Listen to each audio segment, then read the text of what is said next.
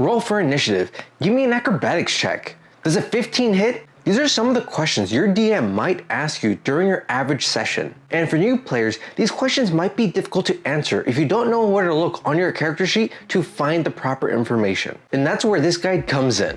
Howdy guys, and welcome to another episode from the Foundry where I give monkey brain advice to DMs and players alike, along with tips and how-to guides using my campaign as an example. Today, I'll be covering how to navigate your character sheet using DnD Beyond. In part 2, I'll be covering how to navigate your character sheet if you're playing with paper and pen. A quick disclaimer though, if you are using something like DnD Beyond or some other online digital character sheet, take into consideration the limitations that might have. DnD Beyond is free to use, however, unless your DM has purchased the books on DnD Beyond itself, you won't have all the character options available to you. So without further ado, let's go ahead and jump into our character sheet on DnD Beyond.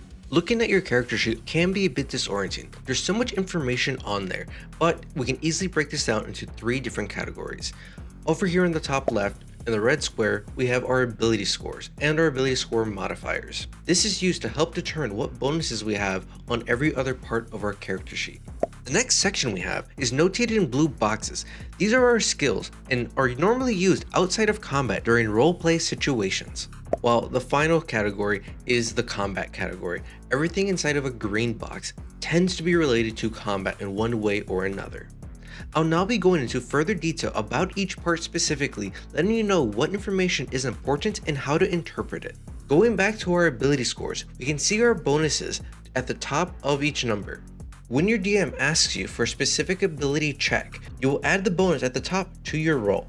Next, we have our skills, tools, and proficiency bonus. These tools and skills tend to be used normally outside of combat in roleplay situations. However, they are sometimes used during combat when you're using the search action, trying to persuade someone in combat, or even grapple someone. If you're using something like DnD Beyond, it already calculates what your bonuses to each of these skills is. It does so by calculating your skill modifier plus your proficiency bonus. The only real thing to take note of is the fact that if you see the solid circle, that means you have proficiency in that skill, and if you see the outline circle around that, that means you have expertise, which doubles your proficiency for this skill. Do take note though that your DM might ask you to make a tool check, which you will have to calculate on your own, using whatever ability modifier that they ask you to and your proficiency bonus. And lastly, we have the remaining section, which is normally reserved for combat and combat related aspects. In the top right, we have our HP, or hit points. Next to that on the left, we have our walking speed. This determines how far we can move each round. Normally each tile represents 5 feet for most maps, so on average most characters can move 6 squares. If you're a small creature, that goes down to 5. Just beneath our walking speed, we have our initiative and our armor class. This is what we use to answer the questions or statements of roll for initiative and does a 15 hit. For initiative, we roll that at the beginning of combat. This determines our turn in the combat order. While our armor class determines whether we get hit by an attack or we don't. If our DM were to say, hey, does a 15 hit? Because 15 is less than 16, it does not hit, it's a miss. However, if the DM rolled a 16 or higher, then it would be considered a hit. For an attack to hit you, all it has to do is equal your armor class or be greater than it. To the right of that, we see our defenses and conditions. Your defenses will vary depending on your race and what magic items you have. This can give you resistance to damage, giving you half damage, immunity to damage, so you take 0 damage, or vulnerability, meaning you take double damage from that damage source. While the conditions is more based on if there's any extra effects going on to your character, but your DM will let you know what to put here. Just beneath that, we have a nice big block of our actions, bonus actions, reactions, other abilities, and limited use abilities, along with some other tabs I will cover here in a second. But during combat, this is where we spend the majority of our time. We'll be looking through our actions, bonus actions, and reactions to make sure we can do everything we really want to in that turn. Moving over to the left side though, we have our saving throws. This is what we use when our DM asks us, hey, give me a dexterity saving throw. If you have any abilities that alter or affect your saving throws, you'll see that here in small text just beneath them. If you see an A in a green pentagon, that means you have an advantage, meaning you can roll 2 d20s and take the higher of them 2. However, if you have a D in a red pentagon, that means you have disadvantage, meaning you have to roll 2 d20s and you take the lower of the 2, and then you add the bonus. Moving on to the Actions sub-tab, under the Actions main tab, we have all the different things that we can do using an action on our turn. I know it's a little redundant, but in this tab, we can see all the different weapons we have currently equipped. We can see their hit chance and what type of damage they do, along with other additional abilities we might have that utilize our action. Also, every single class has the same additional things they can do with their action, which is notated as actions in combat. As for the bonus action sub-tab, here's where all of our bonus actions reside. Some classes have extra bonus actions that they can do, like Ghost Walk for Phantom Rogues. Most classes don't have too many extra bonus actions that they can do unless they're a spellcaster, as some spells only take a bonus action to perform. Moving on to the reactions sub-tab, we see our reactions that our character can do. Now, do take note that there's only one reaction you can do each round. Most classes only have opportunity attacks that they can perform as reaction. However, certain subclasses and casters have extra things that they can do with their reaction, like Counterspell or Uncanny Dodge for rogues. If you're unsure about what other abilities your character might have that interact with their action economy, the other sub-tab is where you will find all these abilities. Because my rogue is part fighter, here's where we see the Action Surge. Action Surge does not take an action at all, it's a free action. While Wells from the Grave is something that comes along with my sneak attack as a rogue. In the other sub-tab, we can also find other attributes that help enhance our character's abilities in combat, like your fighting style.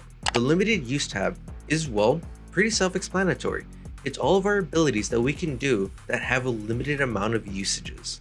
It's convenient in the fact that it breaks up what limited use actions you have into their appropriate categories: actions, bonus actions, or reactions. Moving on to the spell tab portion of our character sheet, we can see all of our spells available. At the top of the spell tab, we can see our spell modifier, our spell attack bonus, and our save DC for our spells.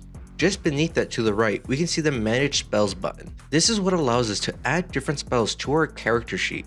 If you're playing a wizard or a class that has to prepare their spells, you'll see a whole list of spells available for you when you click this, and you can select which ones you have prepared. However, looking down a little bit, we see all of our spells listed out. When you click any of the spells below, you will find the spell description, so you can easily reference this whenever you need. It also tells us conveniently how long it takes to cast each spell, the range we have with that spell, the hit chance or save DC, along with the damage it does. Depending on your DM, the notes part is also very important. It tells you whether the spell requires verbal, semantic, or material components. Looking down at the bottom though, we see that the spells are broken up into their different spell levels, with first level being followed by second, third, fourth, fifth, and so on. At the top of each of these spell level categories, we can see these empty boxes. If it's filled in, that means you've used up one of those spell slots. If you were to click the cast button for any of the spells, it will automatically mark that spell used for you, so you don't need to worry about that. Moving on to the next tab, we have the inventory. Here is where we can equip all of our weapons and armor. When we equip one of our weapons and armor, we see a filled in box. However, if we scroll to the bottom of our inventory, we can see our attunement slots. Here is where we can attune our magic items that require attunement, and then whatever effects that magic item has will be applied to your character sheet automatically. What's also neat is DnD Beyond has undergone a recent update that allows you to organize where your items are currently stored. So if you have a bag of holding, you can place the items that are stored in the bag of holding section. While at the bottom, if you have homebrew items or other things that don't really exist yet, you can type them out manually in the other possessions section. Next, we have our features and traits. This tab shows us all the class features, racial traits, and feats our character has specifically. It's really convenient to look through to make sure that we're not ever missing something that our character can do. Just like in the Actions tab, under Other or Limited Use, we can see a lot of those abilities here too. At the very bottom, however, we can see our feats. So if you ever need a quick reference of what your feat is, here is where you can find that. The description tab is pretty self-explanatory. Here is where we can see our background, the feature our background gives us, along with all the information regarding how our character looks. It's not the most important tab, but it lets us organize how our character looks and their flaws and personality traits. Pretty nicely actually. The notes tab is a little bit more interesting and a lot more helpful for us players. Here is where we can organize all the different notes we should be taking during session. It's nice that it gives us separate categories to kind of help organize our information, the organizations our character has interacted with, our allies and major enemies, along with our backstory if we want to put that here. We also have the other section, which is useful for just putting miscellaneous notes and things and puzzles that our character might have come across. And this brings us to the final tab, extras. Extras is really important depending on your class. Here's where you can keep all your extra things, specifically creatures. So if you have a mount, you can add your mount here. That way you can always have their stats available. Or if you're playing a caster who has a familiar, you can add the familiar in the specific form it's taking here, letting you have quick access to whatever stats that creature might have. However, where the extra tabs really shines is for people like druids or rangers. You can put your pet stats here, or for druids, you can put all your different wild shapes, so you no longer have to constantly look these up and find them on the go. Instead, they're easily convenient and quickly accessible. On another note, similarly to druids, any caster that has the polymorph spell will also get a lot of great use out of the extras tab. And with that, we've now covered every single tab on our character sheet on D&D Beyond. I know I went through some of the sections kind of quickly, but as you continue to navigate your character sheet, it will kind of make more sense and it'll come a little bit more naturally. Hopefully you found this video helpful and enjoyable, and if you did, give this video a like and comment down below some tips you would have for other players that are getting into the hobby. Now make sure you get subscribed so you don't miss part 2 in case you're playing with paper and pen instead. But yeah, see you guys next time.